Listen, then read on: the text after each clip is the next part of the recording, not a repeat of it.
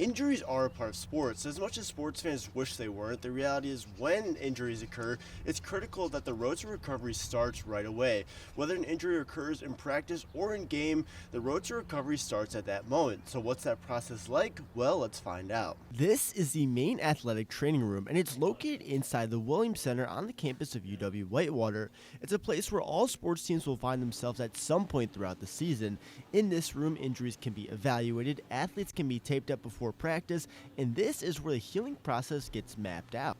My role on the day-to-day is to make sure that our student athletes are healthy and able to practice up to their full abilities. We have 5 total athletic trainers that work here at the university, and we are supported by our team physicians through Mercy Health.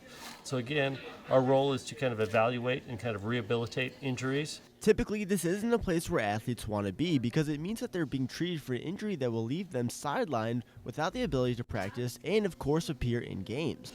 When an injury occurs, the first step is diagnosing that injury, which can happen on site at games. But for larger injuries, it'll take a couple of days and the use of things like x-ray machines, which one of them is located on campus. The great thing about our profession, we're there from the start of the injury kind of all the way through the rehab to the return.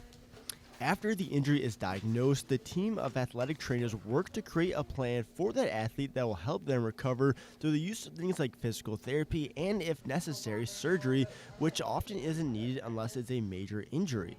Recovering from an injury for athletes is all about patience, and it's really about staying focused and being positive throughout that recovery process. Of course, it's best that injuries don't happen in the first place, but when they happen, it's good to know that the athletes on campus are being taken care of. For sports journalism, I'm Matt Ellis.